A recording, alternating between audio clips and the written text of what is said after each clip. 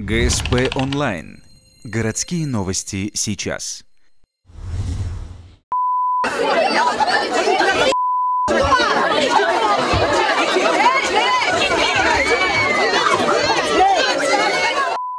Среда, 9:30. Городская детская поликлиника. Медосмотр к 1 сентября. С 18 августа десятки родителей стоят в очередях за справками в детские сады и дошкольные учреждения. После летнего отдыха в поликлинике ажиотаж. Очереди за направлениями к врачу или на анализы были всегда, но сейчас они стали просто невозможными. Причина – увеличение числа обязательных специалистов и исследований, которые надо пройти. Все согласно новому предписанию Роспотребнадзора, которое поликлиника получила весной 2014 года. Первый пункт – в долгой череде очередей. Справка у педиатра. Мы стоим с 8 утра, пришли, чтобы взять анализы в садик, и до сих пор в очереди еще человек 10 перед нами. И представляете, вот ребенку 3,5 года, тут все стоят с маленькими детьми, всего 2 дня в неделю принимают по 2 часа. Уже эта система больше 20 лет, мне кажется, уже надо что-то поменять давно, потому что невозможно. И мест детям нет присесть где.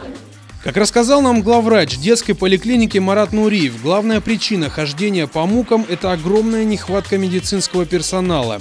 Многие из педиатров находятся в отпусках, они тоже люди, им надо отдыхать. Маленьких пациентов раскидывают по оставшимся врачам. Почти каждый специалист ведет одновременно от 3 до 5 участков. Укомплектованность врачами на данный момент в поликлинике 43%. То есть это реально катастрофическая ситуация. То есть с врачами очень плохо, и 40% врачей, 60% пенсионного возраста, да, то есть это, если так перспективно говорить. И ситуация в последние годы не улучшается. И тут начинается самое интересное. Примерно в 4-5 утра вы встаете и идете занимать очередь, если хотите повысить свои шансы. Вы отнюдь не одиноки у дверей поликлиники, таких десятки с еще сонными детьми на руках. Иногда к семейному походу присоединяются бабушки, дедушки и иные сочувствующие домочадцы. Как замечает главврач, это бедствие для поликлиники, ведь она небольшая, и через несколько часов всему столпотворению уже просто нечем дышать. Ну а если вы захотели поспать подольше и пришли не ранним утром, то вы не удел. Приехали к 8:30, и вот до сих пор стоим, и не пройдем, наверное, уже никогда сюда.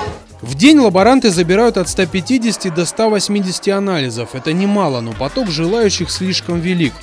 Администрация больницы, понимая ситуацию, уже организовала дополнительный день для забора анализов. Теперь их сдать можно будет еще и в субботу. Кроме того, сейчас обсуждается вопрос о введении талонов на прием.